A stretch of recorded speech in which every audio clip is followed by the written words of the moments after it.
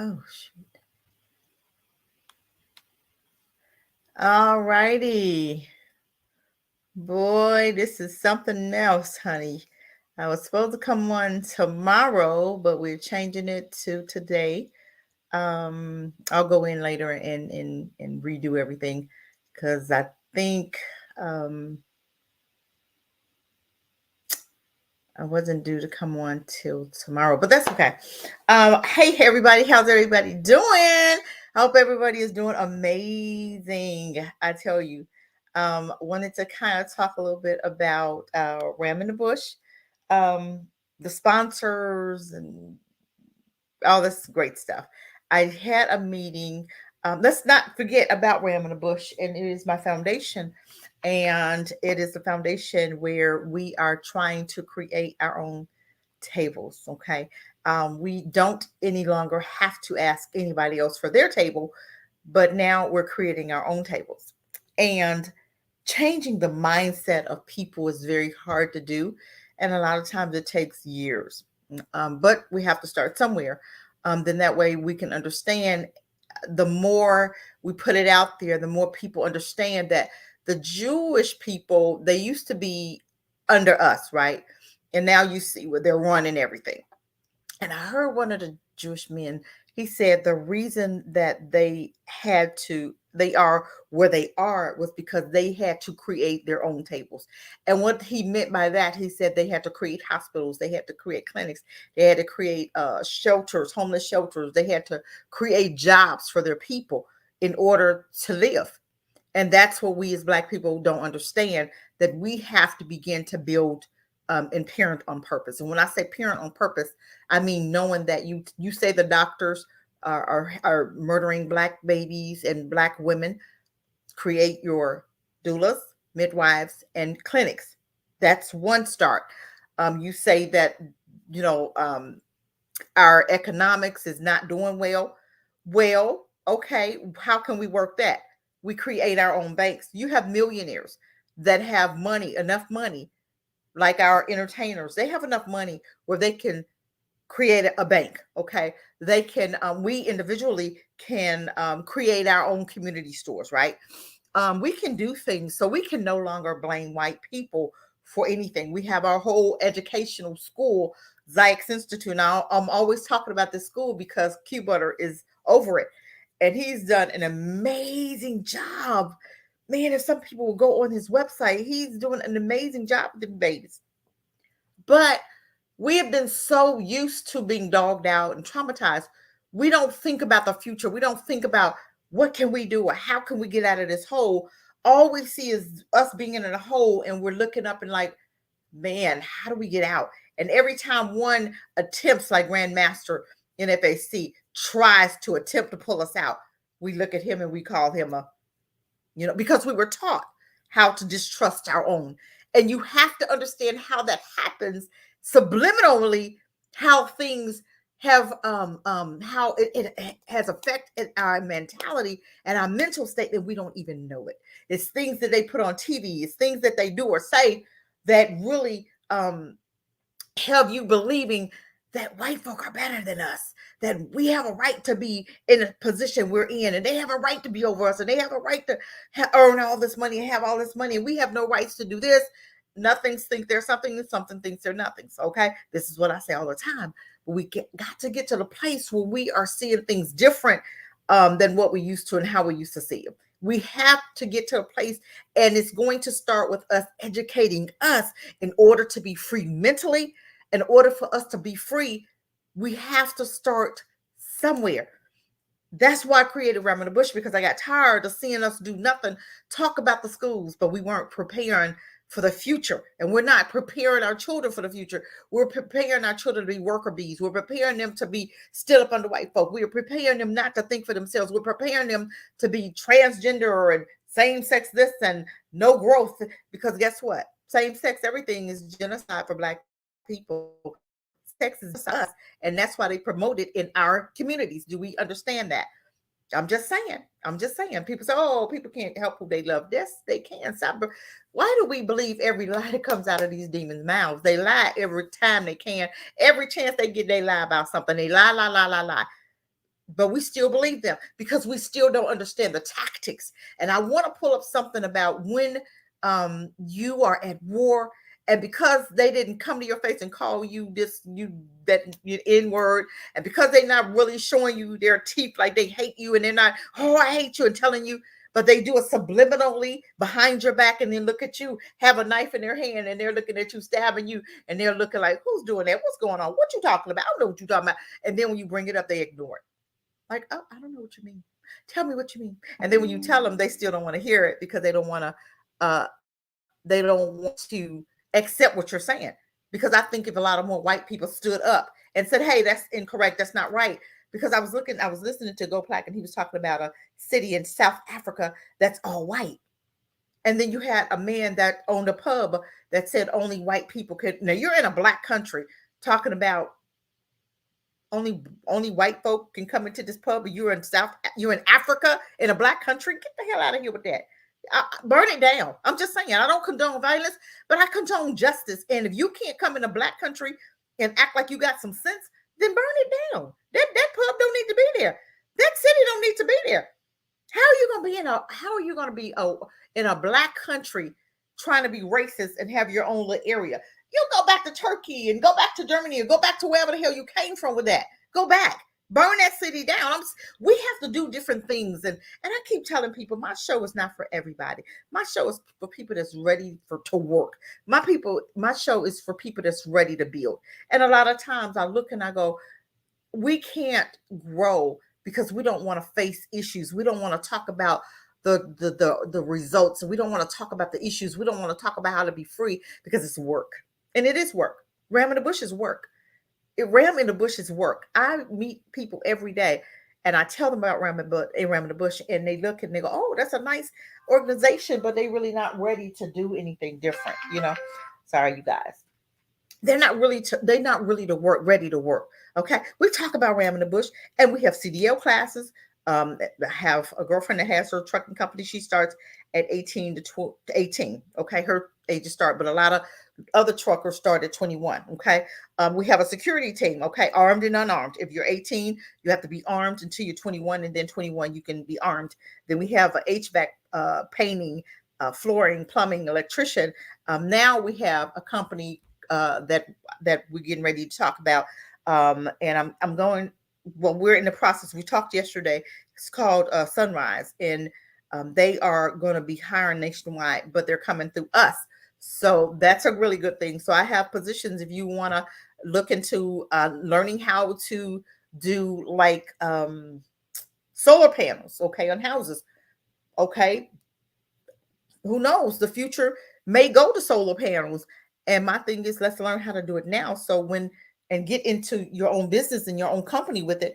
And then when it's needed, you'll already be ready. This is what I'm saying about Ram in the bush. We are here to prepare our future generation. We are here to prepare for what's coming. We are here to prepare and be ready for whatever hits America. We will be ready now. That's why I built Ram in the bush. It wasn't just because I have nothing else to do. I saw a need. I heard the people. I heard what they were saying. I hear stuff and I act on it. I'm a doer. I'm a builder. I am not a person. If I tell you I'm going to do something, you better believe I've already thought about it and I already got the plan. And my next step is action. That's what I am. I've been to Africa. I'm back now. And I'm telling you what, it's building time. We are doing a workshop tomorrow. And I'll put the link. I don't know if I can put it in here or not, but I'm going to try to put a link in here. And if anybody is interested, I don't know if it'll let me do it. God, that's not it. Okay, nope. Hold on. I took it out. Okay, I'm going to put a link in here. And if anybody is interested in building, anybody is interested in buying land, it's Malindi. Look up Malindi, Malindi, Malindi, Kenya. And it's an island, right? And if anybody is wanting to build, we're meeting at 12 o'clock tomorrow. Brandon and I are meeting at 12 o'clock tomorrow, and it's for information purposes only. Okay, so you'll have information. You'll have his contact information, and he's going to meet and tell us what we need to do and give us information about Melindy. Now, if you're ready to build, then I'll leave the link here. I'm probably going to have to go and get it. So hold on, let me see if I can do that really super quick while y'all looking at me, and we'll see if we can actually do it, print it, or put it on this page. I don't know. I may have to do it afterwards, but let me see if I'll be able to do it. Maybe I can copy it from somebody else's page. I'm gonna see if I can copy it from somebody else's page. If I cannot, I copy it and see if I can get it. Just put on it. Let me see. I can put it in the comments, maybe not. But I'm telling you, if you're ready to build, you're at the right place. Because I don't deal with anybody that's not ready to build. I'm just saying. Because I believe that this is time for us to be building. And it's not letting me do it. Okay, don't worry about it. I'll try to get it in the comments. But I do have a Zoom link and everything, and we're setting it up for tomorrow. If anybody wants to go on my Facebook page, just consider cheek. You can go on the Facebook page and you can see the link there. But or you can inbox me at Ram in the Bush, and ALMINDHEBUSH at gmail.com.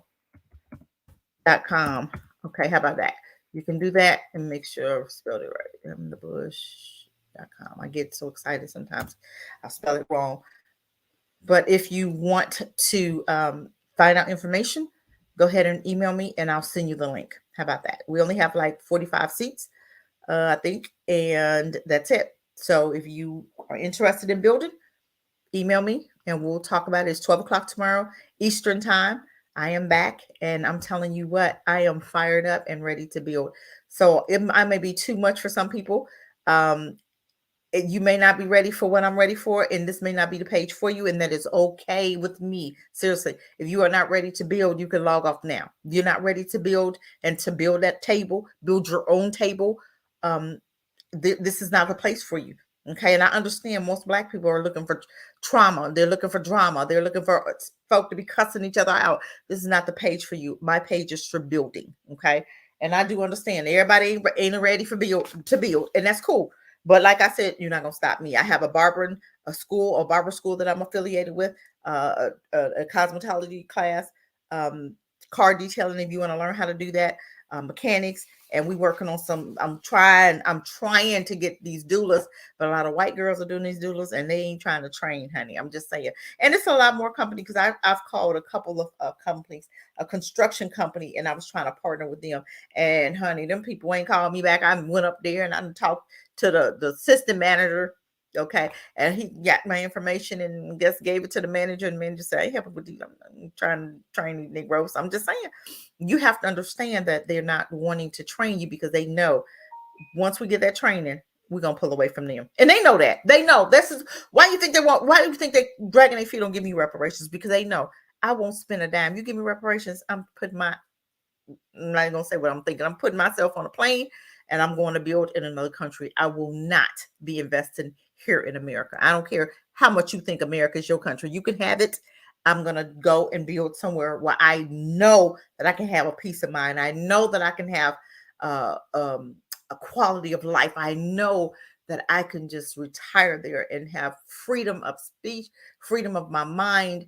And I'm telling you, when I was there in Africa, I didn't see one police officer. I didn't see, I don't even know they had police officers, because I don't recognize them. I see the car, but I didn't see one police officer with a gun. So I don't know. I didn't see them brutalize anybody. I didn't see one black person shot by the police. I didn't see any, excuse me, Karen harassing people. Because I'm telling you what, white folk in Africa, they act like they got some sense, because they know I am outnumbered here. And it is too many of them and one of me. I'm just saying, they know how to act. I don't see Karen acting a fool. I didn't see them being racist. I didn't see them being treating people any kind of way. I didn't hear anything out the way like that boy come here. And I didn't hear all that because I was waiting, because I was gonna say something. You ain't finna talk about, like, you can go back to wherever you came from with that. Okay. I was waiting. Never felt threatened, never felt that I was in fear of life. I never felt that the atmosphere was criminal, and I was there. I didn't get robbed, didn't get jumped on. I didn't have any problems. I'm just saying. I was ready. I was in the community. I mean, in the midst of the community. I wasn't in some hotel, high-end hotel. I was in the community. Okay. And I was having fun, the time of my life. And I'm so like, oh my God, I had to come back. I didn't want to come back. I was upset the day I had to come back. I was like, oh my God, I went and took a walk and we got some food, and I had a late flight. So I just enjoyed my day. And I'm telling you, it was amazing. It was amazing. So if you're not playing in, what's it all about? What is your life all about? If you are staying in such a country that treats you like a piece of crap, treats you worse than they treat people that aren't even citizens, they'll do more for Mexican than they would for you. They'll do more for Ukrainian and Afghanistan, and they've given them money and still have not given any black people any money. But black folk will still go, go hard for the Democrats. Go hard. Ooh, go hard or go home. Y'all can have it. Y'all can fight for a country that don't like you. You can fight for a country and keep sending your children to fight for a war, and they only killing each other because of oil and money.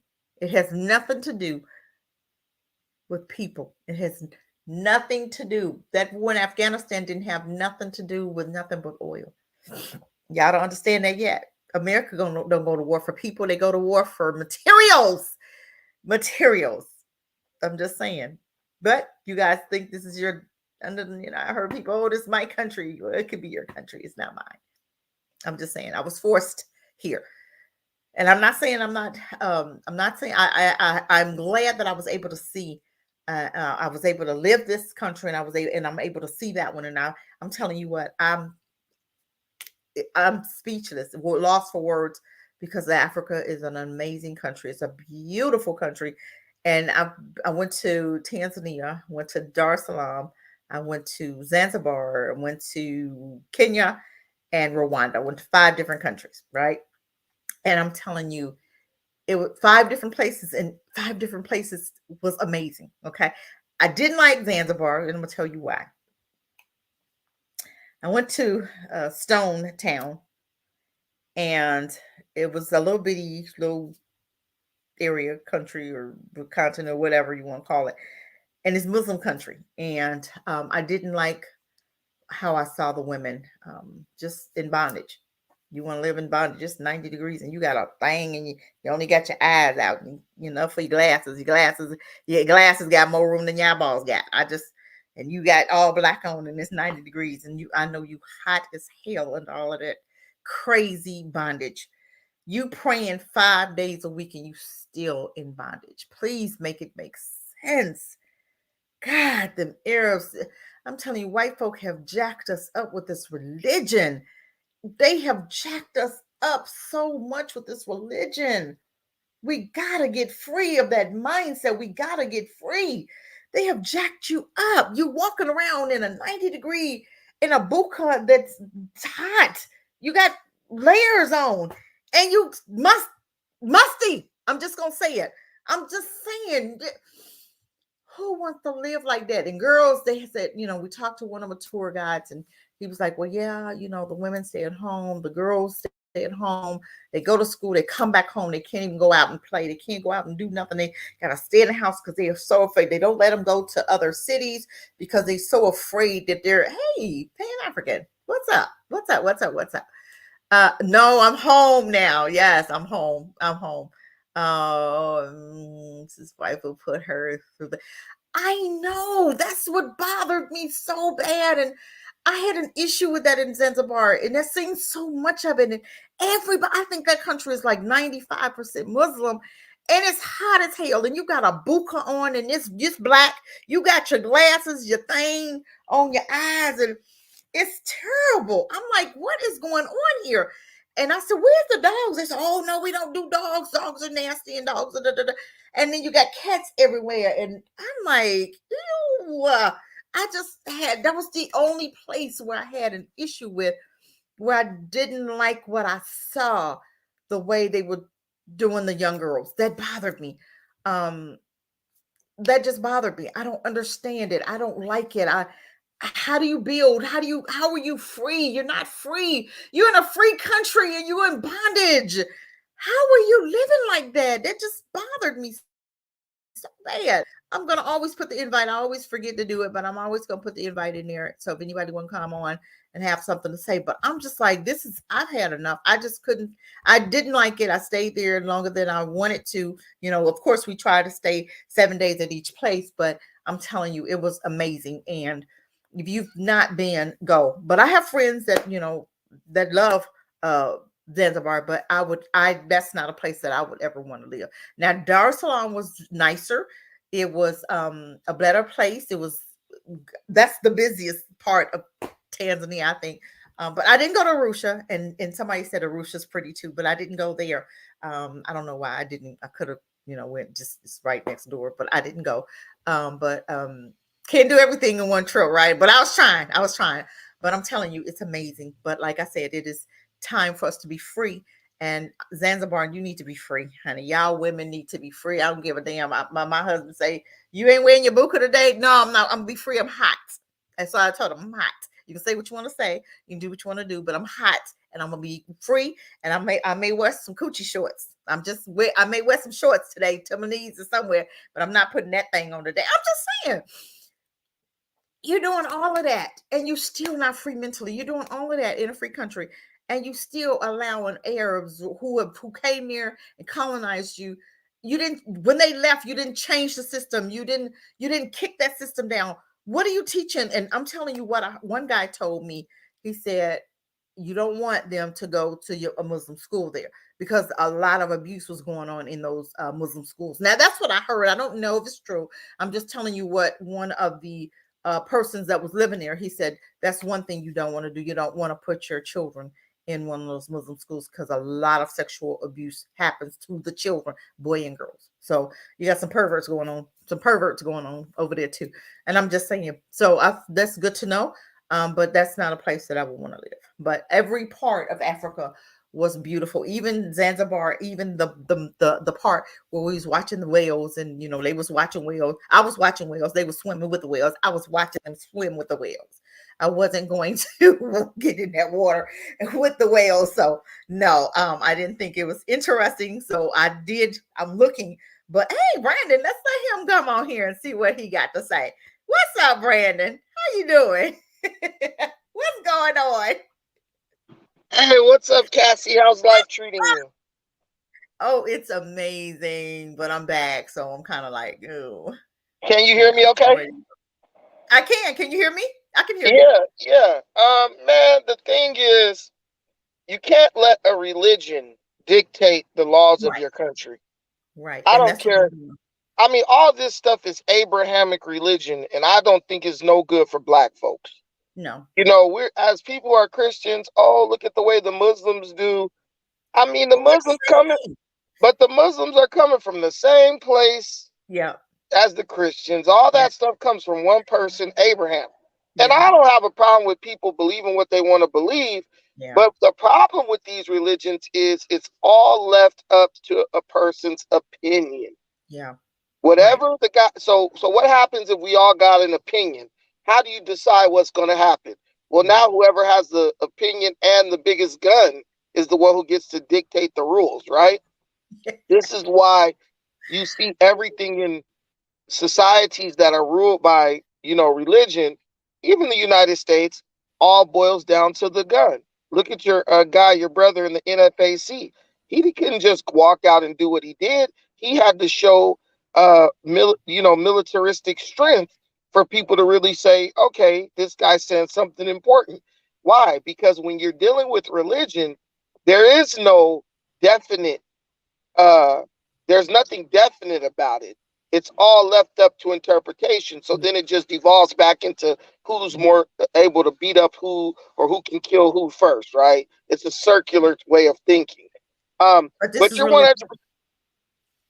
Go ahead. Well, what you're but looking this at is is really, just yeah, it's huh? just religion. That stuff is just religious extremism, and in reality, um, there's a huge homosexual culture within these Arab societies. I was in the Middle East several times, and I never saw so many effeminate males in groups, right? And they try to cover it up with hyper masculinity and by oppressing their women and just being overbearing on their female population, right? You can't go anywhere, you can't go out the house and stuff. And then they'll tell you, oh, this is a religion of peace.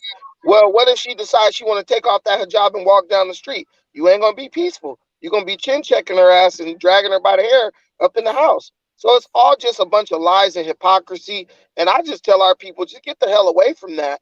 And you would be a fool to go live in a country that's ruled by that because it's volatile. And you got black folks, ooh, I love Zanzibar. No, you just love stupidity. And you see some blue clear water and you think that everything's great because you can afford to live at a standard above the average person in that place. And that's why I love Kenya so much, because it's like Kenya, though they do have their Muslim element, yes, but there is a mix of people. You don't see those people dominating the streets and the businesses and everything like that. There's a mix of people, and our people are still there going strong. And even though they may say, oh, we're Catholic, at the end of the day, they're Africans first, before anything. They ain't over there walking down the street preaching about the Lord Jesus Christ. They like, no, I'm going to go work. They won't even bring up religion in Kenya. They didn't. But I'm telling you, when I saw, I was so disgusted. And these men are so free, and they got 2 and 3 and 4 women, and you ain't got nothing to offer none of them. You ain't got a window or a pot, and probably ain't got no furniture. It was just disgusting. And I'm like, hold up about the 3 and 4 women. Now I agree with that part. But my thing is, you gotta have a place to put one. You have 3 women, and the guy said you wear your hat a certain way if you're Muslim, and they know that you're looking for another wife. I'm like, you ain't even got what you got for the first 3. What you got for? Come on. It's just crazy how it is, but I'm glad women share houses. Women don't share houses. That don't work good. I love the fact, I mean, in the African custom, each woman had their own house or obi or hut. That's the way we do it. You know what I'm saying? Each woman had their own area, their own living space. So they didn't all live up in one house. That Muslim stuff where you got 5 women, that Mormon stuff, 5 women living up in one house. That's another thing. But it's good that you went around and checked out different places and stuff, so that you can see what you like. And I think that's a message that you really can communicate to people really well, is that you have to just visit first. You have to visit first and visit several places and see what you like. Like I went to South Africa, I went to Tanzania, I went to Ethiopia. I like Kenya the best. Really? You didn't like Ethiopia? That was my next trip. Ethiopia is just hot. It's a desert. Ethiopia is just like Zanzibar. Not that there's just a bunch of Muslims running around, but it's like that same type of like, you don't feel like the people are really living there. You feel like they're just kind of like suffering there, you know? Man, you gotta live. You're free. You're in a free country, and you got a buka on, and you can't do nothing. You sitting up there looking crazy. I'm like, you're free. Do we not know? For me, Kenya, and I remember when I first went to Kenya, my first cab ride, a dude told me, he said, Kenya is a free man's country. And I really feel free. Like nobody's bothering you. The police is minding it. Everybody in Kenya minding their own damn business, trying to survive. Trying to survive. They're not bothering you. They're not making you feel unsafe. They're not even studying you. And if you black and you don't talk, they think you Kenyan. One lady started talking to me in Swahili. I know a little bit, but not enough to have a conversation. And I said, no English. She said, oh, you're not kidding. No, I'm not. You know, it was just so, but like I said, if I walked around and didn't talk, you didn't know. So it's treated just like one of them. Yeah, there's certain countries that I recommend for Black Americans. Obviously, Kenya is one of them. South Africa is one of them. Rwanda is okay, but like you said, there's a language barrier there. This is why, I mean, when people say, why you like Kenya so much? I mean, when you went there, you can see like, okay, now I see why he really likes this place. You fit It's in. You're one of them. You fit in, and it's built up. It's not the infrastructure. It's built up. The Wi-Fi works. Everything works. Everything was doing what it needed to do. I had no problems with that. Um, like I said, you fit in. You just it's like a block. You a round peg. You fit in, and you're doing your own thing. Excuse me. And everybody treats you like family. They wasn't like, oh, you come. Even when they found out I was from America, they still didn't treat me different. You know what I'm saying? It was still a good atmosphere, a vibe. And that's what you're looking for. You're looking to go somewhere where you could be free, you could be drama free, you could be trauma free, and you're not thinking about America. You're not thinking about what's going on back there. You're not thinking about, oh my God, I got to go back to blah blah blah, and this and that. You're not thinking of. You're free. Your mind is free. You're watching. You're looking over, and where I was staying, I'm looking at. I mean, every place was high, and I'm looking all over Kenya, and it's just like, oh my God, this is amazing. If I could have stayed, Brandon, I would have. and that's If I why could, Kenya And that's go why ahead. Kenya is like the largest economy in that region, because even companies go over there and they say, Yes, okay, this is a place where we yes, can do business. yes, These people get it. And I love that about Kenyans. And I wouldn't change a thing because Kenyans have the mindset for progress. right. A lot of other places like Zanzibar, and they still got a closed mindset. Oh my God, You they are got a bunch so. of dudes, Oh, they you missing got a, it. They go ahead. missing it, Brandon. Brand, I'm telling you, Zanzibar. I felt so, just so. It was. I don't know. I can't even. They are just in bondage. And it makes no sense to live like that. You don't even know out there, out in the water. You know, the fish were more freer than them. The dolphins. Right. You like, damn, how the animals got more rights than you do? Yes, I'm like, what is going on here? You can't even own a damn dog. No, no, there was no dogs. I said, where the dog? That's because they was eating them. Oh, That's because they was eating them. I was Man, thinking, shut up, Brandon. I was thinking man, they that. was eating them. Listen, if you don't see no dogs nowhere, they're eating them. I was like, where's the dogs? And they said dogs. I don't think so because they were saying dogs are nasty. So I That don't don't see. mean, and they I don't. also say, hey, Cassie, and they also say homosexuality is an abomination, but get them behind a closed door. Yeah, that's true. Because like I said, that one guy that was the tourist, he said you do not want your children in a Muslim school because he said a lot of sexual abuse going on I'm trying to tell Cassie, I went to Dubai, right? uh-huh. And then I went to another smaller city called Abu Dhabi, right? Okay, I've heard of that. Okay. Right. I went to the Howard Johnson Hotel. I was staying in a hotel called Centro by Rotana. Uh-huh. But we were looking for a party, so they were like, "Yo, there's a party at the Howard Johnson." I didn't even know if they still had Howard Johnsons. Wow, not here. Exactly, they still got Howard Johnsons in other places. So I went there. Do you know we accidentally went to a transvestite party at the Howard Johnson in Abu Dhabi? What? It's called, Really? listen, it's called Tranny Thursdays. Are you serious? Tranny Thursdays. And there are men fully suited up like women, and they got the full wrap and the covering on. Oh my Now, mind you, this is my first time even being out the country, period, right? God. So I'm like, wait a minute, I thought Muslims was all extra against homosexual. This is one thing I did not think I was going to see here, right? Yes, never, never. I was blown away, Cassie. And when I was there, I actually met a woman and we talked and stuff. And she was like, you have no idea Are you the serious? stuff these guys are doing. Yeah. Have you ever saw that movie called that documentary called The Dancing Boys of Afghanistan? No, but I've heard about in a guy friend of mine he lives in Egypt. He's here in the US, and he was talking about what goes on in Egypt with the men and how they're all together and they're teaching each other how to kiss women, but they're kissing each other, their babies, their sons, and they're teaching them how to kiss by kissing them and how to this is what you do with a woman. And I'm like, what is the abnormal? What is going on here? Yeah, because And they're from countries. that is the breakdown of a society where it's hyper masculinity. Yes, yes, These guys, yeah, listen, anytime you got a bunch of men out somewhere that's desolate, they yeah. got urges and they're probably going to do something that's a little to the left. These Uh-huh. guys are nomadic, bro. They Yeah, spent a lot of time back in the day out by themselves in the wilderness with yeah, nothing but sheep. Where you think the yeah. whole idea of screwing your livestock came from? I'm just saying. But I'm not to put down on those people. But what I'm saying is, it just needs to be acknowledged. These Yes. guys have a homosexual culture that is out there and is very prevalent and thriving, and Yeah. it's an abusive culture.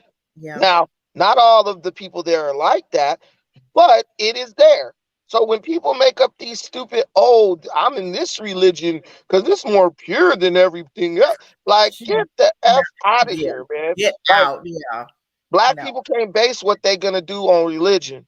They Right. gotta base what they do on information and experience. And Right. that's like you're doing by going around to those different places to decide where you want to go and be permanent. And I'm pretty Mhm. sure you'll decide on Kenya. You know, Kenya's a Oh, place. you know, Kenya's my place. When It's got a soft spot. I went when you back when twice. you when you listen, if you would have see, it's a good thing you didn't go to Malindi, because if you would have went to Malindi, you would have been telling your husband to pack his bags. I know. Pack Oh, your because damn bags. We found, especially when you would have saw that internet at the Luna house where I was sending you, and uh-huh. that internet is stronger than the internet at my apartment, and you could work outside looking Oh, at we're the coming pool. back. Trust me, we're Yeah, coming back. We got plans. my wife went out there and was like, "Why? I don't even want to leave." My wife extended her trip 7 days when we was up at that place, and Really? she had already been there for a whole month. Is that the place where you saw the resort? Remember that resort you talked Yes, to me? we stayed. Yeah, yeah. There's still a lot of resorts there for sale, but now the Chinese people trying to buy them up. Like the resort that I was telling you to stay at, it used to be owned by an Italian lady. I was gonna buy it, but I had a group together, but everybody pulled out. I was Yeah. telling them, hey, let's all put 10,000 in and buy this place. It was only sold for $80,000. Wow, that's not bad. Oh China, my. everybody pulled out. You know how we do. And the Yeah. Chinese dudes came in and snatched it up. So when I stayed there the next time, I was Yeah. paying somebody who was Chinese, but I Yeah. wasn't tripping because the workers, they retained the workers who have been working there for the Oh, 4 years that I've been going there. So I was like, at least I get to stay there and show them some love. And yeah. guess what? It was a 6-room resort, and it was only $50 a night. Oh man, And that's so when I got there was no one staying there, and I had all that whole place to myself. oh my goodness, that is crazy. See in Black folk, and what makes me so mad, and this is why we build Ram in the Bush, because it's time for us to build our own tables. It's time for us to build, to do what we know we can do. And the ones that want to build, let's build. And that's what it's time to do. And people say, oh, well, the Chinese are there. Well, you're not there. If you was there, they wouldn't be. Can we get that through our heads first? Stop talking about what the Chinese are doing. Talk about what you're not doing. You're not there. So who else is going to buy it? If you were there, you'd be buying it. But you're not there. So you're blaming the Chinese for coming in, for being grateful that you're not there and being dumb enough to stay away. I'm just saying, you can't blame nobody. If you see Africa turning over to Chinese, you look at yourself because you should have been there. You should have been there buying up land. You should have been up buying up resorts. You should have been there. And because you're not in your rightful place, again, Black folk, your heritage is being stolen by Chinese, Asian No, people. what it's just like the Bible say. God, It will be given to someone who is producing its fruits. exactly. Right? Ain't that what it said? Matthew the 23rd chapter. We're not exempt from that. That's right. If you act like you don't want something, That's the, right. the laws of nature tell you somebody else is gonna come get it. When Somebody you else. see a dead carcass out in the wilderness and Yeah. it's rotting, Yes. there a lion might walk past it. Oh, jackal might walk past it. But boy, them vultures gonna go and they gonna eat it That's up. right. That's right. If you don't want it, somebody else will. And so one thing I love that you got to see, because you used to be one of those, man, the Chinese going over to Africa and stuff. But now that you've been there, you Feel it. understand. I Anybody can go to Africa and pull out what and live their dream there. But You you can live have to want to. you can live your dream. Like you said, you can absolutely live your dream. There's no sky's the limit. And I keep looking at the trash and how the companies. And if you have a plan, you can have a dump truck and you can pick up that trash and you can. I'm telling you, you can build that infrastructure up because I seen where they was just throwing it in a room, and I'm like, why don't they have bins? You're doing double work. Get a trash company, a dump truck, and do a trash program. I'm telling you, and you make billions because you can. actually, and they do it in Rwanda the same way. And you can go across Africa and have you a contract picking up trash and make billions of dollars. Billions of dollars. And all you got to do is what? Provide the bin. Exactly. And have the truck, just like they do in America. Yes, exactly. And you go to the apartment building, and you don't even got to really go to the government. You get your business license and everything like that, but you just go to the apartment building and say, look, we will pay us this much, and we'll do a more sanitary job at this that is less messy, and it takes up less space. And now you can rent this room out versus having to use it for trash. Like they're using a room for trash. A room for trash. And all they have to do is put a bin. And even if you put it in front of the building, just in front where they can, you might probably, because some of those buildings are so huge, you might need 2 or 3 bins, but still, let me put a bin out there in front and I'll have my truck and we'll work that thing. And I'm telling you, you would make billions of dollars, because I'm telling you, it is just sky's the limit. And every place I went to had the little bins, had the little room. And I'm like, wow. And it's just the thing. It's just a different standard of living that they're not accustomed to. But it's like, if you take the step, it's just like here where I live in LA. I live in Long Beach. What people do, they do something in LA. If it works in LA, then they spread it out. They branch it out to other parts of the county, right? Same thing. What are you doing in America? Right. Go do that in Africa. Even little things like I know when you went out in Kenya, you saw those little grocery stores, those little markets, right? Yeah. Okay, those markets are nice. Okay, cool. But you know what? You never know. You notice there are no prices posted for anything. So you always got to say, how much is this? How much is that? How much is that? Now, what if I started one of those and make some nice shelves, right? Yeah. Start that little thing on the side road, but the prices are clearly displayed on everything. Yep. When the tourists come, they're going to come to me because they know they're going to get the same price every time. And that's why a lot of time I didn't buy, because I didn't want to have to ask. If I had to ask, and they've heard me be in America, one little boy, I told him, hey, come here, go ask him how much, whatever the item was. I said, ask him how much. And he asked him, he gave the little boy a price. And then he looked at me and, because the little boy came back and told me. So my cover was blown, but I was using the little boy to ask to see so I can get a better price. But I'm saying, sky is the limit, you guys. If you're doing a business here, or if you have a business plan, you can do it over there. They had you can open up an American restaurant. You have Americans there that miss barbecue chicken and macaroni and cheese and cornbread. I'm just saying, those meals were missed. They don't have them there. Why not build it in the African American community, or build it? They didn't have the holy grail of black spices, seasoning, salt, garlic, salt, and whatever else. So when you eat the food, I'm not gonna lie, the food is bland. It's not very flavorful. Some things are flavorful, like the stews and stuff like that. Like when Kate makes me that delicious beef stew or that goat stew, that's very flavorful because they put the onions and they put the salt and stuff. That's like mama's food. But when you go to the restaurants and stuff, the food is bland. They just take goat and cook it, and then you got to put salt on it after the fact. Imagine if you cooked a gumbo over there. Oh my God!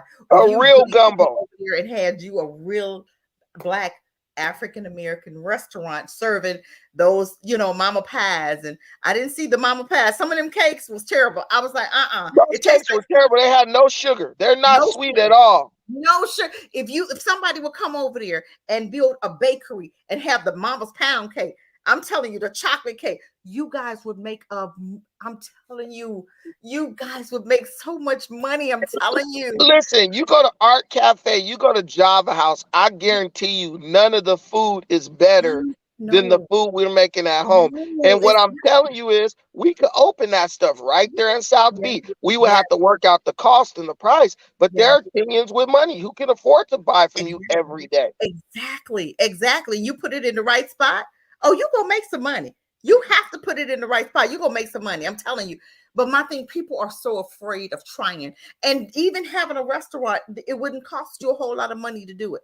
People have to understand it's time for you to do something different, you guys. If it's not working for you in America, go to Africa where you know the door is wide open. Man, if they Man, they would, don't want to do nothing, Cassie. That's why Room in the Bush gonna man, be a success. We need to start our little soul food kitchen over there, right in South Beach. you Right, ain't lying. You ain't bruh, lying. we could do You it. ain't lying. You know what we I should like do? You know what we should do? We could freeze like the meat stuff, right? The meat stuff. We uh-huh. can freeze that stuff Yeah, and it will stay frozen from the flight here to the flight over yeah, there. If you really freeze it good, yeah, yeah, because yeah. I've done that before. I have brought some sausages from America to Kenya. Uh-huh. I just froze them in my refrigerator for like a week. They was frozen solid, and I Uh-huh. took them out right before I left to go, and I wrapped them up in a bag, and I put Uh-huh. them in my suitcase. They made it all the way there, and guess what? They were still partially frozen when I Are you yeah, serious? yeah, Man, because you only traveling for like 20 hours. Like yeah. if you really think about it, you traveling for about 20 hours. It's gonna be in the under part where the luggage is at. I mean, Yeah. nothing's gonna spoil in that amount of time, especially if it's coming from frozen solid. You feel me? Right, right, But right. but you probably could ship it with some dry ice or something if you Yeah, check it underneath. yeah. I don't know. But the point is, there's ways to ship food and do all that. But the point is, we start a little soul food kitchen over there, and then after we do it a couple times, then we find a place where we can just source the ingredients directly from out there. You know what I'm saying? Because Yes. a piece of beef is a piece of beef everywhere. A piece of chicken's a piece of chicken everywhere. You know, it might taste a little different because it's grass fed and we used to the GMO corn fed stuff, but I it'll be know. it'll be better for you. You take some of those boxes of that cornbread stuffing out there. Oh Lord, we hook it up. I'm telling you, and people just don't understand that the sky is the limit. Opportunity is, I'm telling you, what my bakers, what my caterers. Africa is your place to be right now. Barbecue, Yeah. barbecue. Oh, yes. I'm telling you, because I'm telling you, some places didn't even have like barbecue. They didn't have any of that. It was chicken or fish. I mean, had nothing else, nothing else. And I'm telling you, over there in Zanzibar, they didn't have. They had chicken and fish. They didn't have any barbecue. But you know, Zanzibar is a Muslim country, so they didn't serve pork. They had no pork, no sausages, no nothing. You had They could have some beef ribs with their trifling ass. I'm just saying they didn't have any of that. You didn't see no barbecue ribs, beef, pork, nothing. You just Cassie, saw chicken and fish. If you know how to barbecue, take your behind to Africa and open up your barbecue stand. it's a guy with a barbecue spot in Nigeria, a black American. Look, What? we could take the double barrel grill, or we could make a barrel grill out there because you could. There's a lot of welders on the side of the road welding stuff all the time. We could make us a double barrel grill. See what they do, Cassie? They grill meat, but they don't smoke it like we do. They Oh grill it. man. They just cook it over an Yeah. open flame with and it's the fire is hot, and they just Yeah. grill the meat till it's tough, and you get a double barrel grill and put it on the side of that apartment where my Airbnb is at. It's some Man, good barbecue sauce. Fix yes. it some sweet Oh baby my range. God. You would be out of business. I'm telling you, you'd sell out in an hour. I'm telling you. I'm You will telling you, sell out. if You you will know how sell to out. cook, if you know how to bake, take your behind to Africa. You could start right there on the corner road, right there on the street, and people would buy it. And I'm just putting put these everybody videos on out. notice. I gotta go, but I gotta put everybody on notice. Next year, we going out to the land to build up the security house Oh for the yeah, security guards. I yeah, want us to do that by hand. I want us to do that yes, ourselves. We're gonna yes, have all the quality products. We'll have, people there to direct us on exactly how to do it. yes, But we put that there so that when the security guys come to watch the land every day for 24 hours a day, yeah. they'll have somewhere to stay and sleep and all that stuff. And pretty much, man, I want to invite everybody. Of course, you're gonna pay for your own tickets, but if you want to come be a part of that, feel free. That'll be a project. I think that could be a great team building exercise. There, I'm Um, there. Keep me people posted. Let just, yeah, people bust their butt to get those tickets. And you gonna see, we can go. We gonna see, you gonna see, we can go somewhere and build something. We me know. we Yes. ain't we go. That's our Chinese project. They building freeways and shit. We gonna start with this little ass security house, but we gonna get her done. Yes, I'm telling you, we will talk. We're gonna talk more. We meet tomorrow. I'll see you there tomorrow at 12 o'clock. And I Yeah, got Eastern time. coming. So that Yeah, means it's what time my time? It's gonna be 9 o'clock my time. 9. Yeah, it's gonna be a little early. A little early. I'll be ready. Okay. We'll see you then, Brandon. Thank you. Appreciate Eastern you. Standard Time, right? You in North Carolina? I'm in North Carolina, Eastern. Uh-huh. Y'all Eastern Time in North Carolina? Yep. Thought Yep. y'all was in the South. Well, no, it's like what is it? Gosh. It's What 209. time is it right there? It's 209 right now. What time is it where you are? It's 11:09, so 3 hours ahead. Yeah, 3 hours. Yeah. So we'll see you at 9 tomorrow in the morning. All right, I'll be there. All right, thank you, Cassie. Thank you. I'll talk to you Appreciate later. you. All right. Appreciate you, Brandon. Man, I'm telling you guys, I'm telling you, if you know how to bake, I'm telling you, their cakes taste like sponge cake, like angel food cake. No sugar, bland. I'm telling you, if you make your lemon pound cake, if you get your pound cakes, you make your chocolate cakes, you make your strawberry cakes, you make all kind of cakes. I'm telling you, you open up a bakery, you're gonna make trillions. I said billions, millions, trillions. I'm telling you, you're going to be a millionaire if you can cater and make like black macaroni and don't bring no chitlins. I'm just saying they ain't gonna do the chitlins. But if you bring like the barbecue chicken and you bring like the dressing and the the stuff that you cook for Christmas, if you have that every day there, I'm telling you, you would sell out because that's what I missed when I was there. You know what? When I cooked last night, I had like an old Christmas dinner. I had the the greens, the dressing, the Hennish, the Cornish hens. I mean, I had everything because I missed it there. And their food, I'm telling you, I missed it. And you guys, I cannot stress enough how important it is to get you a business plan and to get you a couple investors. And because you guys getting ready to get your taxes, right? Get you a ticket to Africa. Get you a ticket to Africa. And you keep watching the computer to see when it's the cheapest tickets to Africa, and you go get your ticket. And I guarantee you, and if you do it in Kenya, I'm telling you, by Brandon's Airbnb, you're gonna make some money. Better Medicine, welcome. Thank you, welcome for joining. But I'm telling you, if you put it in that area where Brandon's Airbnb is, you're gonna make some money. I'm telling you. You can either go to the mall. They have a small mall right around the corner from his Airbnb. I actually walked there, and you would make billions, trillions of dollars. I'm just saying, you can't lose.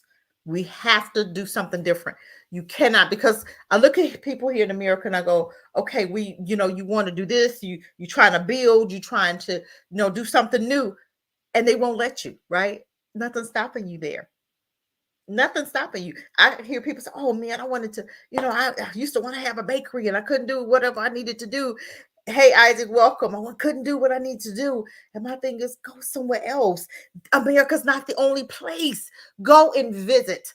Take a visit, go and visit and see what you're missing. I'm telling you, you would be wanting to build and you want to stay. 6 weeks was not long enough for me. I'm telling you. I saw so much, and I'm telling you, these dump trucks and this garbage. People say, "Oh my God, who wants to work with garbage?" You will, because you'll be a millionaire. I'm just saying, garbage is garbage. Doesn't matter. You get you a truck. You get your contract with its apartment buildings all over Africa, downtown area. I'm telling you, you would be a millionaire in like a month, 2 months, because you have all them contracts and you have your truck and you're putting up you get the bins for the garbage, because like I told you, they put in a room and then they got people coming in the room and they're picking the garbage and putting it on like a tarp, and they're pulling it to the truck and they lifting it up and they pouring it in the truck, and then they get in the truck, then you got guys that separating it in the truck. I'm serious. This is what I saw. But I'm looking at money. I'm looking at ways of African Americans to go there and make money. They need you there, not to change their world, but to give them bright ideas, fresh ideas of how you can upgrade your infrastructure. I'm just saying, there's so many things there that I saw that you could do. Nobody has a wash and dryer. Laundromats. You can come there and have a laundromat and put dryers, because nobody has dryers. Everybody is washing clothes by hand. And you have some couple Airbnbs where I was, they had washing machines in the Airbnbs. Okay. But my thing is, you can make so much money, even right there. A laundromat. Open up your own laundromat. Okay. Let them drop those clothes off. Okay. And come and pick them up. Because some people working don't have time to wash clothes by hand. Trust me, you would make money. You would make money. I'm just giving you ideas. I'm just giving you ideas of some things. And you probably thinking, okay, what about I'm trying to think of what else. It was so opportunity is just sky's the limit. Whatever you think you want to do, the sky is the limit to do it. I'm serious. I had such an amazing time. And I'm going back. I already told my husband, get ready, going back because we're doing a thing tomorrow. And Brandon Pan Africanism is going to do, he has a land and he's going to give us information about Malindi. We talked about Malindi. Y'all look it up on the map. It's amazing. It's beautiful. Malindi is beautiful. And he has land there. And we're going to talk about the land, how much, and see if we can purchase land. I'm just saying, we're on the move. We building. So y'all can sit there if you want to. This will be my third plot. Okay. This will be my third land. So Africa it is the future. I keep telling people Africa is the future. And you don't have your sights on the future, you're gonna get left behind. Because I'm building. I only hang with people that want to build because it's time. Yes, you got your passport. Look. Awesome. Good job. Good job. Good job. Now use it. Find you a ticket that's cheap to go to Africania. Get with Brandon. He has Airbnb, Pan Africanism. He has an Airbnb, which is amazing. I stayed there 2 weeks. I probably should have stayed a 1 week and went to another country, another continent, but I had so much fun in Kenya. Then after it all ended, I went back for another 2 weeks. So I'm telling you, it was amazing. I'm telling you, Brandon has an Airbnb and it's penthouse. You go, you up, I mean, you're like on the 11th floor and you go outside the door and you looking in the roof, you're on the roof, right? It's a rooftop apartment. It's beautiful. And you're looking out over Africa and it's amazing. I'm telling you, it is breathtaking every day to be able to have your coffee on that roof. It's amazing. I'm telling you. And if you guys have not, I want to see if I can pull up his Airbnb. I'm gonna try to pull it up before I go. I'm telling you guys, it is amazing. And I am telling you, if you are not planning on visit and I don't want to hear nobody complaining about what the Indians are doing, because if you was there, the Indians would not be. You are going to allow the Indians to take your heritage again. I'm not giving them nothing. You ain't coming and taking nothing. You ain't taking nothing from me. I'm just saying. You won't get nothing. I ain't got time. Now this is I want to show you guys. I'm gonna show you a picture, but I'm gonna show you also that this is the Airbnb. Can you guys see that? Okay. And let me show you. Let's get up here. This is the Airbnb. Okay. And it's bigger. It's huge. Okay. And in that one corner behind the TV, you have a bedroom. And then over here, you got like a patio.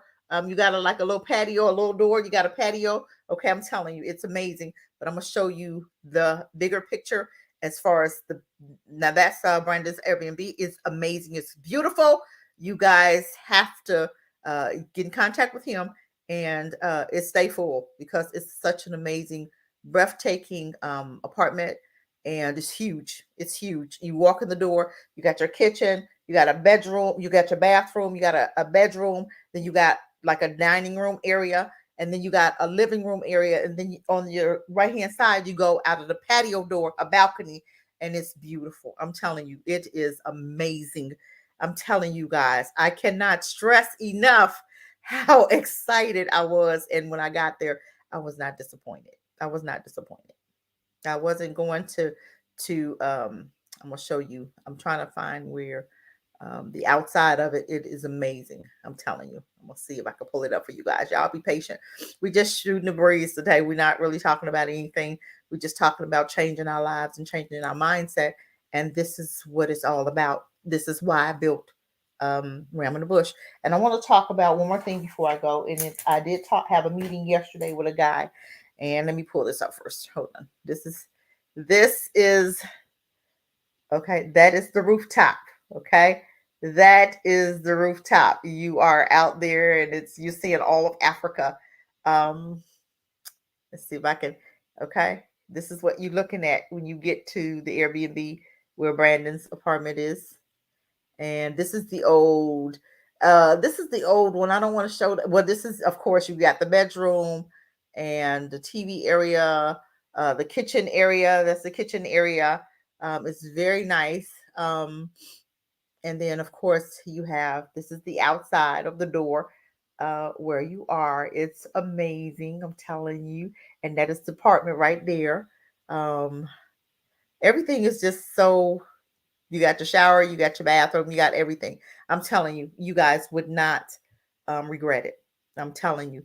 And if you've not gone and you're thinking about going, you need to hook up with Brandon. And he's got a very nice Airbnb there. Um, and let me tell you about tomorrow. We are, of course, I told you about tomorrow. We are meeting with Brandon tomorrow about the land in Melindy. If you guys have ever been to Melindy, um, or if you've not gone, but you want to go, you want information about purchasing land, we're doing that tomorrow. I'll put that on my Facebook page. You go to Consider Cheek, CASSIDRA Cheek. You can see the reservation as far as the Zoom. And this is my Facebook. Okay, you go into that and request me, and you can get the Zoom link for tomorrow. It's at 12 o'clock Eastern. And we're going to talk about the land and talk about purchase. Going to talk about I am going back next year, so I'm going to be doing like they have a villa there. I want to see if I can pull up the villa. I'm not going to do that now, but they have a villa and it's only like 5 bedrooms. Is it 5 or 10? I think it's 5, if I'm not mistaken.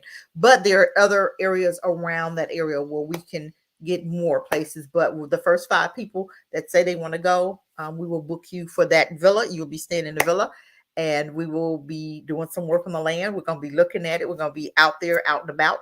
My thing is, if land is $1,500, I don't know what he's charging. I don't know. I can't say. I'm just saying. But you guys getting ready to get your taxes, right? Get you a plane ticket.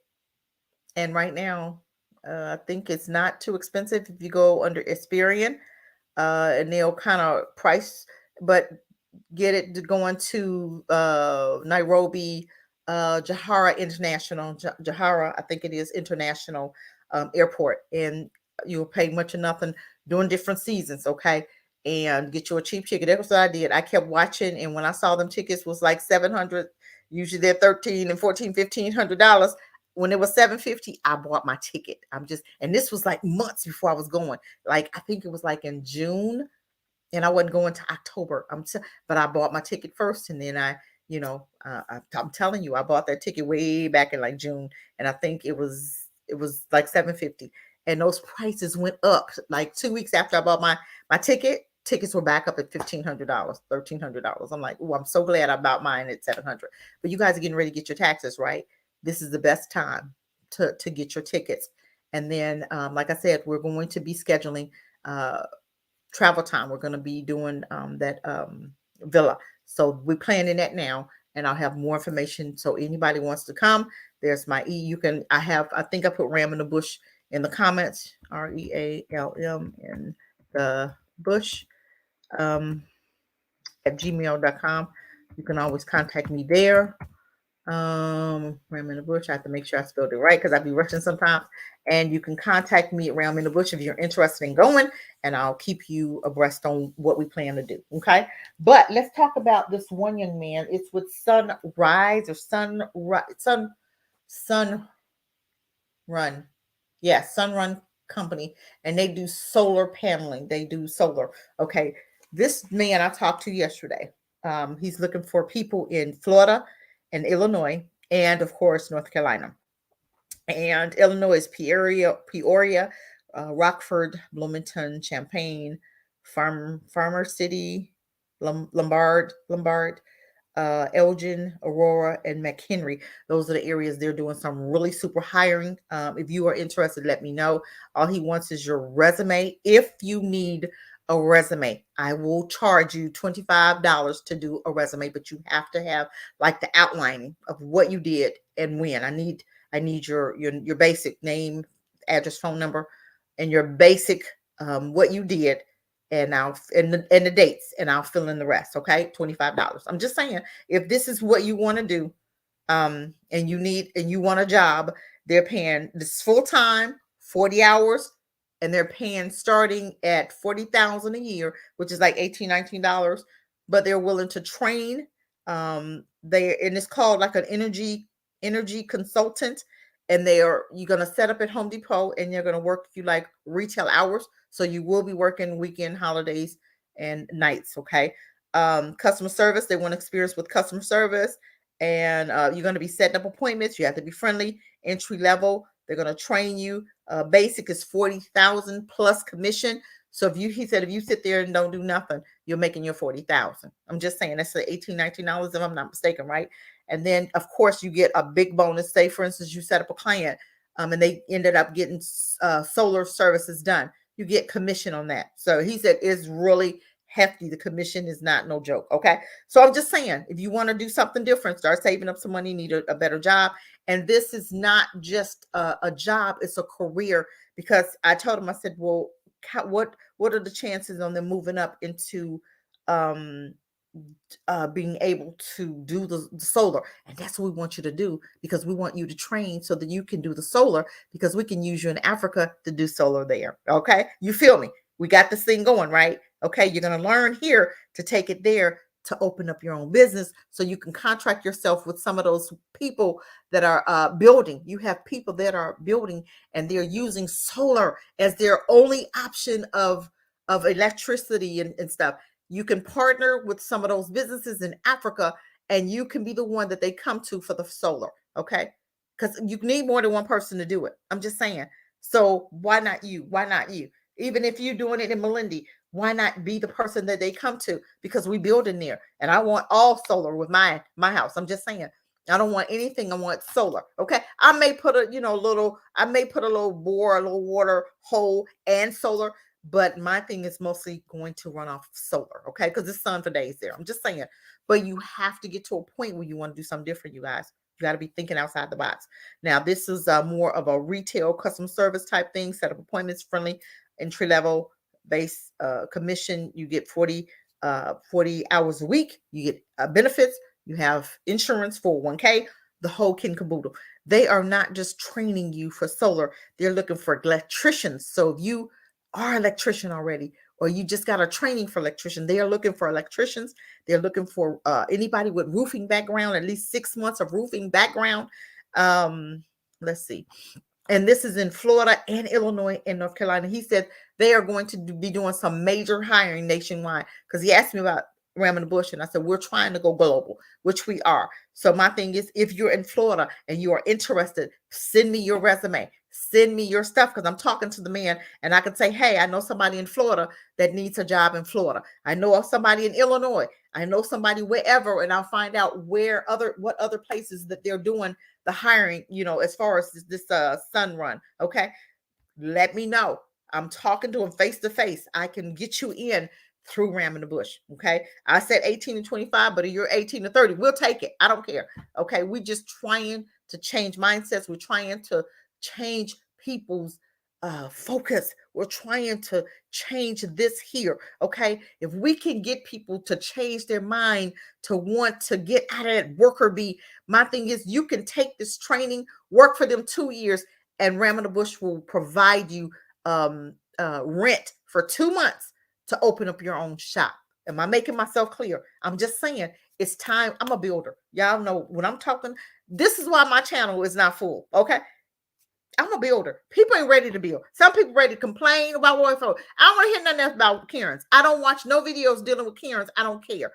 If you're not building, I'm not watching your channel, because it's all about building for me. I don't care. I don't care about what Karen doing. I don't care what Brad doing. I don't care if y'all want to mix babies, mix race. I don't care. All I care about is building. Tell me how you're ready to build. Other than that, we have nothing to talk about. Period. Because I don't care. I'm not talking about white folk. I'm not talking about white folk with you. I don't care. Building. That's why I built Ram in the Bush. We're building for the future.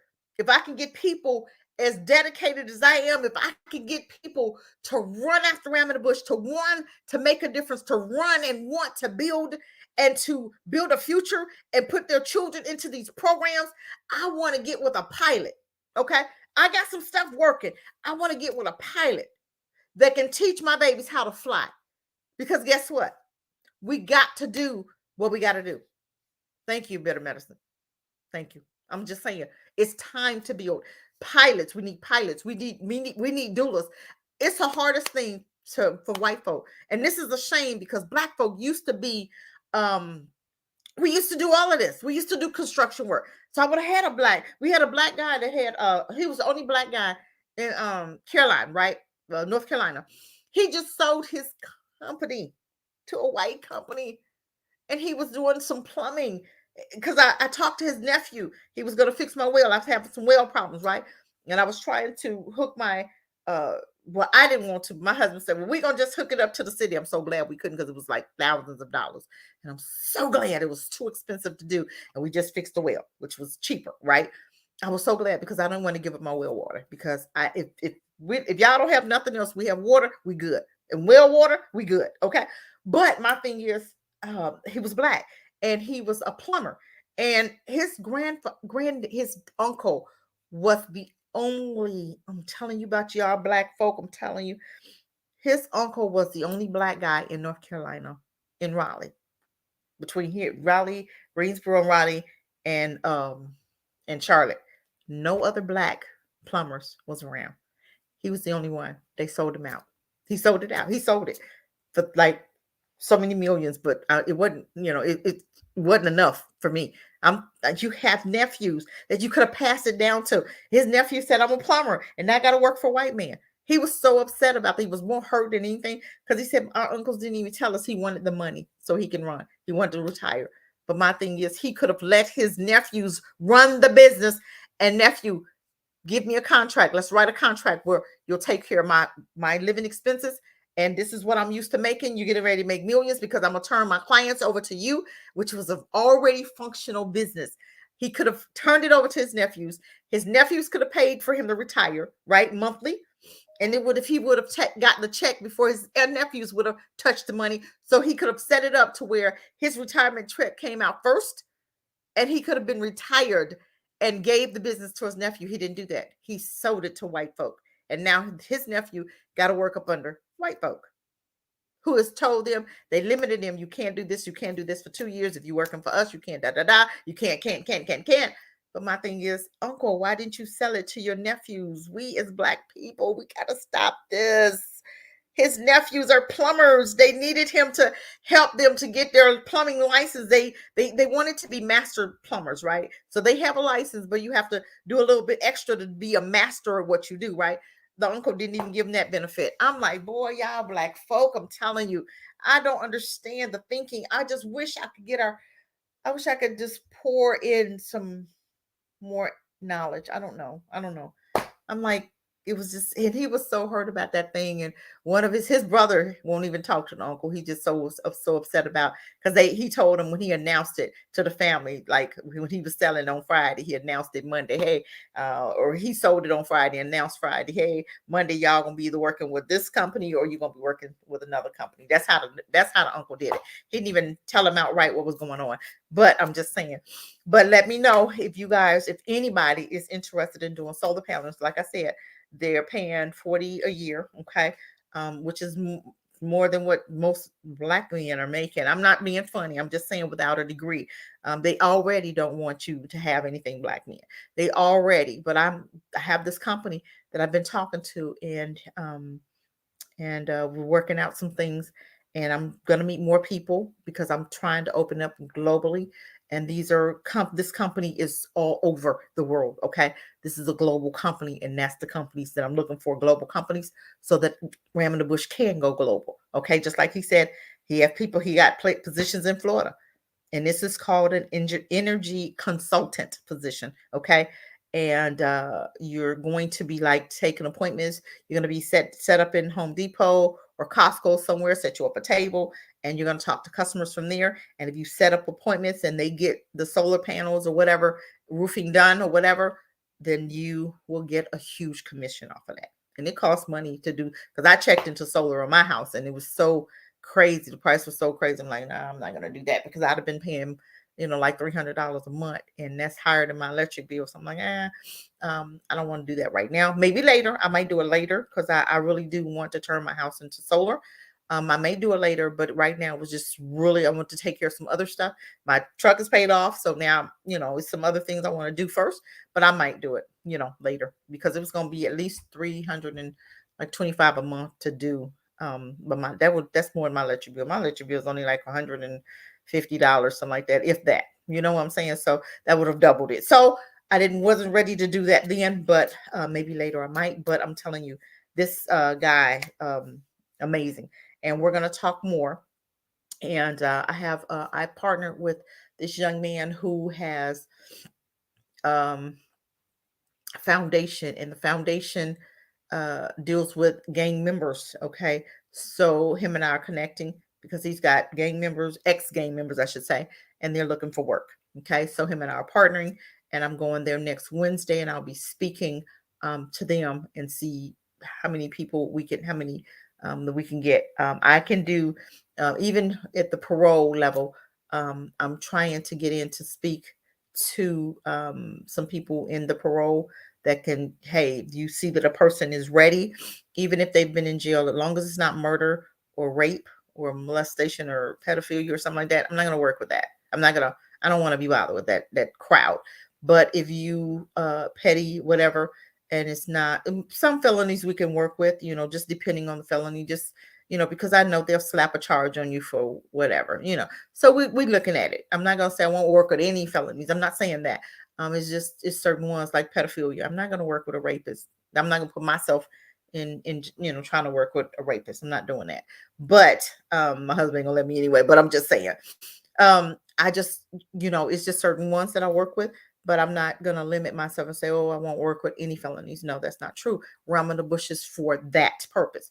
We built it to be able to give my men, my Black kings, an opportunity to do something for himself. And we want you pretty much in your own business. Okay. Because I don't want you to have to sit at their table and beg them for $1, because they're not going to give it to you. They don't care if you starve to death. Okay. They don't care what happens to Black men. Once you go to jail, they don't care. They look at you different. They don't even want to employ you. They don't care if you starve to death. And once you get in jail, they really don't care. I'm just saying, they already don't care. But once you get in jail and make that mistake that they make also, but they don't hold themselves accountable, but they want to hold you doubly accountable, and not just put you in jail, but everybody that was in the car, but they don't do theirs like that. Because I seen a case where a young lady had killed her. She sent her boyfriend after a guy, her ex-boyfriend, after a guy she was trying to date, right? Or the date guy she was dating now, or the new guy after the old guy, some mess. Anyway, went to her house and ended up killing the mama. And you think those 3 or 4 white people that was at the scene got all them charges like Black folk would have gotten? No. I'm just saying, this is what they don't do, but then they want to hold you accountable. So you want me not to hire my babies, my men? No, that's not happening. So that's why I built Ram in the Bush. This is the avenue for you guys to come through that have been to prison. Okay. Come through Ram in the Bush. We'll get you trained up, and we'll allow you to get your own business, and we'll help you to get it after a year or 2.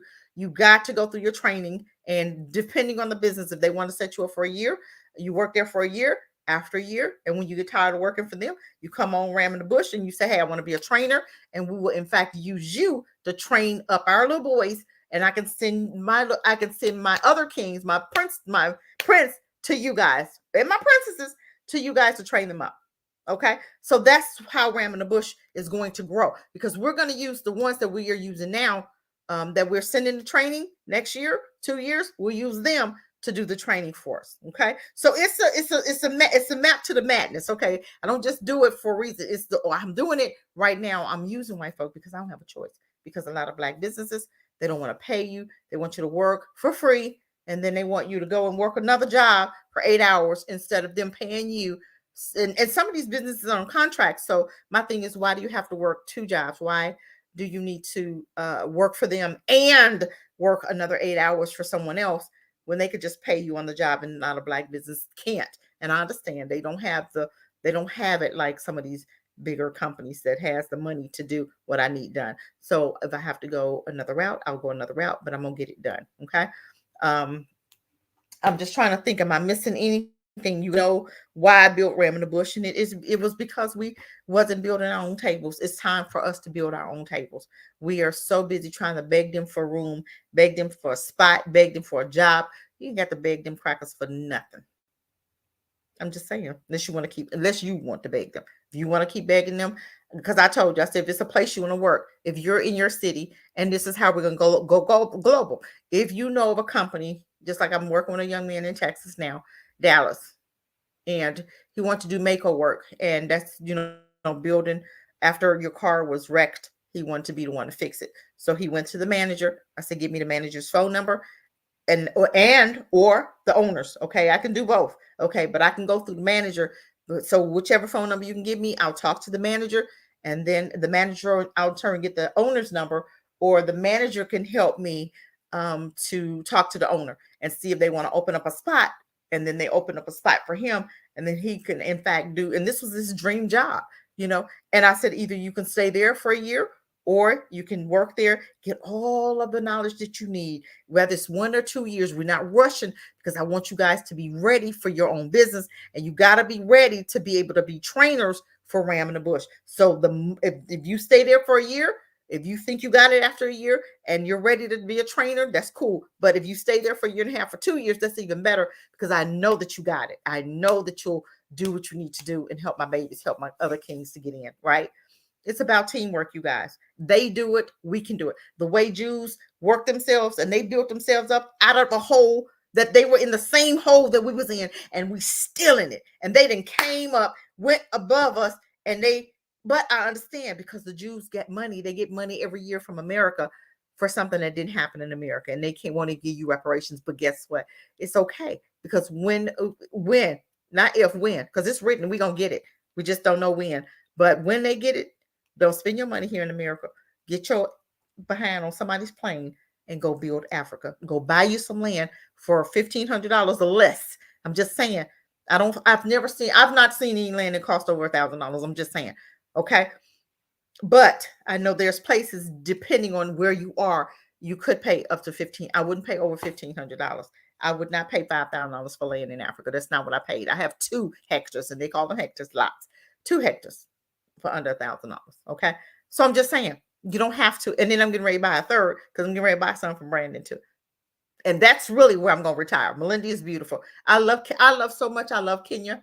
And I just want that Kenya atmosphere and area, because it's already built up. And that's why I've chosen Melindy. Okay. That's what, and I want you guys to pull it up. It's Malindi. Melindy. Okay. Malindi. Okay. So pull it up and see how beautiful it is. And when you see it, you're going to fall in love with it. I'm just saying. 1,500. But guess what? It's less than that. I'm just guessing for the 1,500. I've seen people selling for 5,000. Why? If you're near water, $5,000. No, you can get a good deal through somebody that knows somebody. And both of my plots or hectares was under $1,000. Okay. So I didn't pay 1,500. No, I didn't. But you guys are getting ready to get your taxes. Meet us tomorrow. We're going to talk to Brandon at 12 o'clock noon. And we're going to talk about how we can purchase land. And you might be able to make payments. Don't hold me to it. I don't know how he wants to do it. But if he knows that you're coming through me, he might allow you to put down maybe $200 or $50 or $100. I don't know. I'm not Brandon. I don't know. But I'm sure he can work something out with you. So if you want a hectare of land, why not go for it? And you know Brandon. You know Pan-Africanism. You know him, right? Why not? He's got I think he has a nonprofit called OEP. I think, right? But I'm telling you, this has land. You know him. Why not purchase your land from somebody that you feel comfortable with? Somebody that you know. Okay, that you can go to LA and kick on his butt if things don't pan out. I'm just kidding. I know Brandon. He's like, Cassie, I'm just kidding. But I'm just saying. You had to work with an intermediate. I bought my land, Blacksett. I went through her for I've not had, you know what people talk about. Let me just tell you about Black people. Black people, when we see other Black folk building, we want to dog them out, right? Because we've been taught and trained to attack the ones that's trying to free you. Okay, we attacked her. We attacked NFAC. You know, we attack everybody that's trying to free Black people. We'll go attack dog on them, right? We attacked Ice Cube. I think I got his name right. Ice Cube. You know which one I'm talking about. The one that had the Black America, the plan for Black America. We attacked him. We was ready to cancel him for what? Because we've been trained like that mentally, because we always think, oh, you trying to free us, you're gonna get us hurt and da da da da. But my thing is, it's up to you. I ain't got time to attack, but I bought mine through Blacksett by 2 hectares, and I have no problems. Got my paperwork and everything. I have no problems. Okay. And I don't know what I'm gonna do with it. I don't know if I'm gonna make a sheep farm out of it, or a goat farm where they can, or a chicken farm. I don't know. I may put all 3 on there: chicken, goat, and sheep. Okay. On that farm, and they'll come there and get the meat from me. I'm just thinking, this is my brain. Okay. When I do stuff, I'm always building. Uh-oh. Hold on, y'all. Gotta plug my phone up. Hold on. I don't want my battery. Hold on. Okay. Okay. Sorry, y'all. Y'all bear with your sister. Okay, bear with me. But yeah, I'm always thinking of when I buy stuff. I didn't know what I was gonna do with it when I got it. But yeah, Ice Cube. Okay. I didn't know what I was gonna do with it when I got it, right? But I'm thinking, when I went to Africa and made that trip, I said, you know what? They get their meat from like India, Afghanistan. They get their meat from overseas, right? Shipped in. Now you got all of the sheep, goat, cows walking on the street, but they go and get their meat outside of Africa. Why? And it's not fresh. Why? Because I got sick. I had eaten, and you have to understand, if our bodies is not used to their water, so I didn't drink their water. But I ate a piece of chicken off the street, right? It was a street vendor, and I wanted to taste it, and I knew better, but I wanted to try it, so I did. But it was nothing wrong with it, because I tasted it. It was pretty good, but whatever, it didn't agree with my stomach, so it didn't work too well with me. But I'm just saying, but why can't I buy the goat, the sheep, and the cow and like made them? Why can't they buy the meat from me? I'm just saying. I'll hire somebody that can like cut it up, or what do you call it? I don't know, meat cutters. I'm just guessing, because I tasted goat meat is amazing. I tasted goat meat, but why can't they buy their meat from me? I have 2 hectares. I have a hectare. Okay. I have 2 hectares. So my thing is, 1 hectare, you say, is what? 1 hectare is 2.5 acres. Okay. I have 2.5 acres. Why can't I have an acre, a half acre for my lamb, a half acre for my goat, and a half acre for my cows? I'm just saying. Oh, I want chickens too. I want it all. Okay. I want them to be able to come and get it from me. Okay. Yeah, butchery. Yeah, you go, bitter medicine. Thank you. But I'm just saying, why can't they buy it from me? Why is it that we always have to get stuff from out of Africa when they have everything right there? Because I'm driving in the car and I'm seeing the cows on the side of the road and they eating, and I'm like, well, I see nobody around them. Nobody is manning them. No, they're just there. So I'm like, well, where's the person that owned them? Nobody knows. They just walking around. That's the land of milk and honey. Let something happen over there. You think I wouldn't take one of them cows and honey, me and 10 families would eat good? I'm just saying. That's the land of milk and honey, you guys. So we have to do things different. And I know y'all said, oh my God, Ram in the bush, we talk about that all the time. Yes, I'm gonna keep talking about it, because I'm trying to change your mindset. I'm trying to change your mindset. I'm trying to teach you to be a builder. We building something. We got to start from somewhere. And we are starting right here, right now, in building. I don't like to be here long. I think an hour and a half is long enough. Thank you for the ones tuned in. Thank you, Bitter Medicine. I appreciate you so much for tuning in. You didn't have to, but I appreciate you spending your time with me. A lot of people aren't ready for my show. They aren't ready to build because they're lazy. They want to, keep on complaining about white folk because you got an excuse. I want to hear it. Talk to somebody else. Don't bring me nothing about what white folk doing. What you doing? Tell me what you doing. That's all I care about. What you doing? I know what they did. I lived through it. But what are you doing?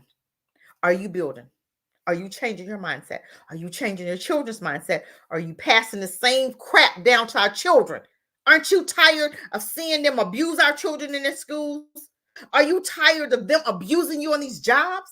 Aren't you tired of that? I got counselors coming with Ram in the bush.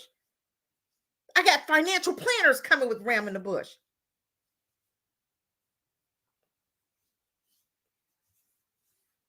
KW Radio, yes, you should come on here and introduce your you should come on and introduce your radio station. I'm just saying, I have people that are I have people that are part of it that's here. Share no screen. I hit the wrong button over here, y'all. I don't want to share nothing. Okay, let me get off of here. Okay, I don't want to share nothing. I was trying to invite some people. If y'all have something, anything you want to say, it don't even have to take long for you to say it. Hold on. Don't have to take long. I'm just saying. I like for us to share our different stations and things that we are belonging to.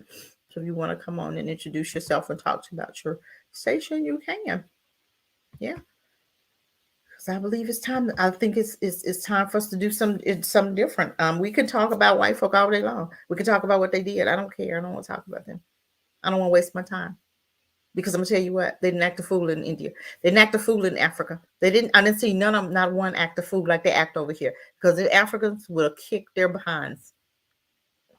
They're not playing with them white folk. It was one lady that was over there in South Africa. Now, Brandon likes South Africa, but I have an issue with South. I don't think that South Africa is for me, because I heard a lady and she was being really super racist. And those South Africans, they showed up at her house, okay? And they was like telling her to get out, go back to wherever you came. If you don't like Africa, if you don't like, you in a black country, how the hell you gonna be racist in a black country? Get your behind up out of here with all that craziness. Get out. Seriously, nobody had time for that mess. So anyway, we're gonna keep our minds straight, okay? But it's time for us to do something different. You cannot be in a black country and be racist. It's time for us to build, and that's why I created. That's why I created Ram in the Bush. We got a person here. Let's see what we got. How are you? Hi, it's Koku. Considra, how are you? Welcome back. Koku, how you doing? How you doing? Welcome, and thank you. What's going on? Talk to us. I'm good. I'm happy to sit back and listen to you tell us about your trip and tell us about the opportunities that are out there. As folks might not know who are listening, Considra is a part of KWAZ Radio. And, it's a podcast network, Pan-African Podcast Network. The idea is to connect people with thoughts and ideas about our people all over the world. And it's kind of good, not kind of, it's great actually to hear you talk about your trip, talk about the feasibility of doing business there, of living there and all that kind of stuff. And, I hope that we can join forces with yourself and others to, Brandon from Pan-Africanism Strikes Back and stuff like that, to really flesh out this idea and this opportunity. And I'm glad that you have this passion project, Realm in the Bush, and the passion project of building in Africa. I think everyone on our network should have, and I think everyone does have, but definitely everyone should have a passion project that's directed towards our people. So I appreciate that.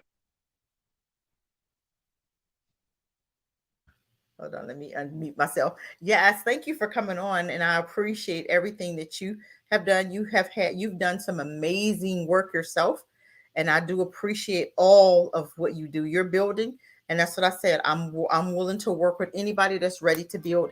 I don't want to work with people that are, sorry, you guys, my husband called me. I don't want to be bothered with people that want to complain. I'm done complaining. I don't want to complain.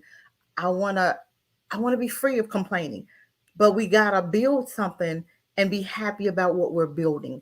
and be excited about what we're doing. Because when we're excited, others get excited. And it's almost like a fire. If I'm excited, you excited, they're excited, we're excited, everybody's excited because we're building. But if I'm gonna sit up here and complain, you gonna complain, we'll have a whole slew of complainers and ain't nobody building.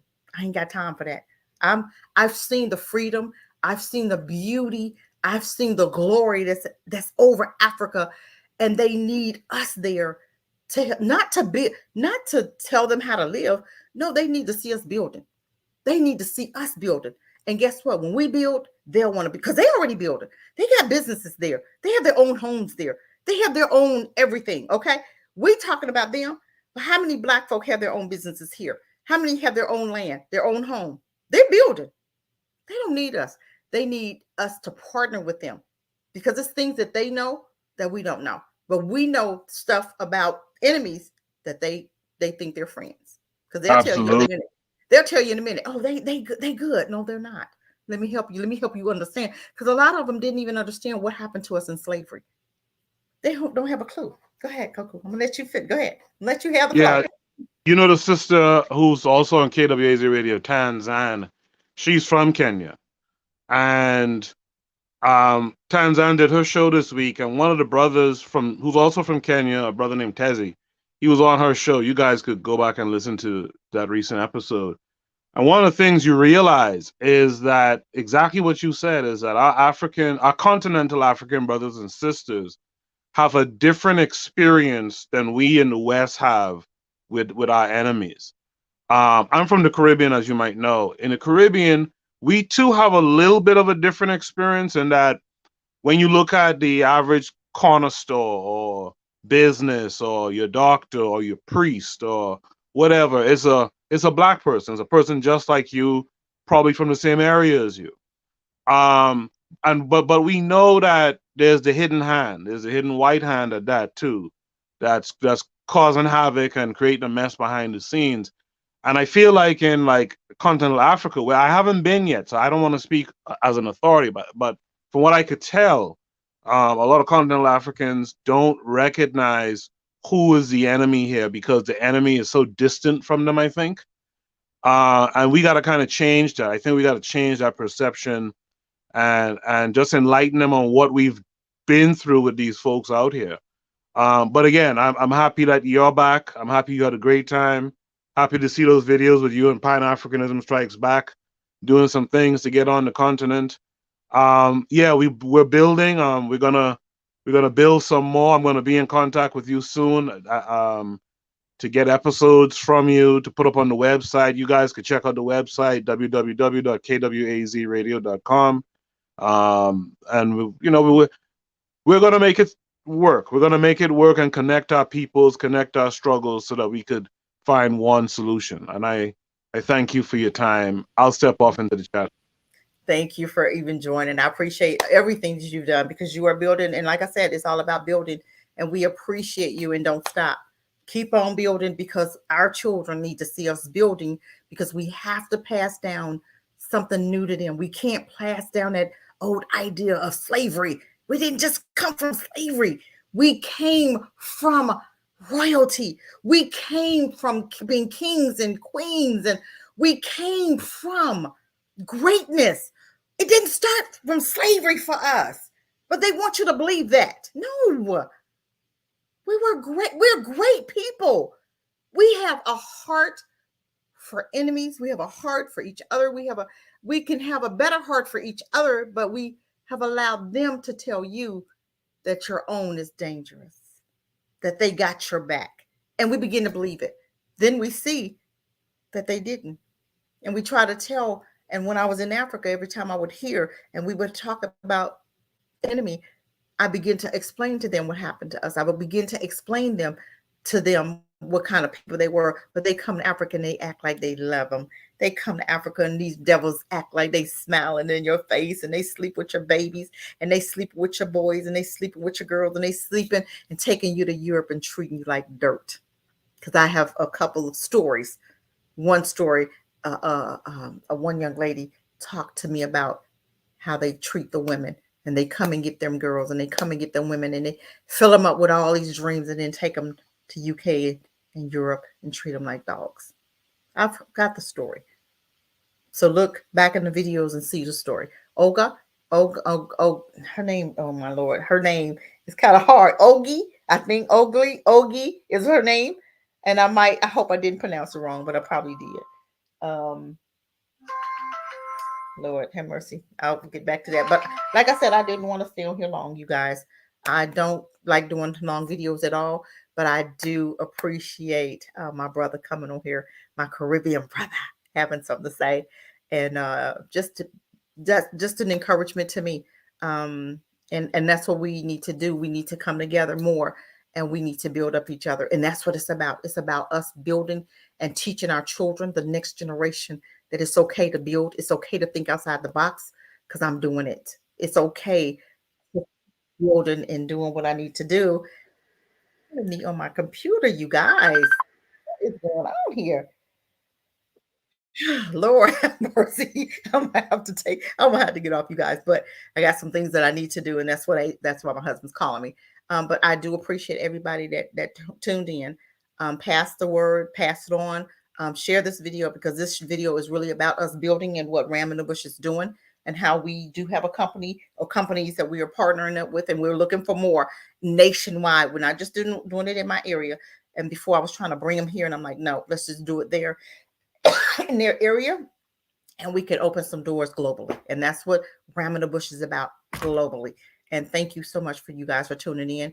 And we will be back. I'm thinking maybe Sunday, and we're going to make, and sometimes we do need time to talk about how we building and talking about, but like I said, we are doing some things tomorrow with Brandon, talking about the land. So if you guys want to join in, go to my YouTube channel, my Facebook channel, and you can see the link and join. It's only 45 seats. So, I don't know how many people are interested in buying land, but it may be 5 of us. It doesn't matter.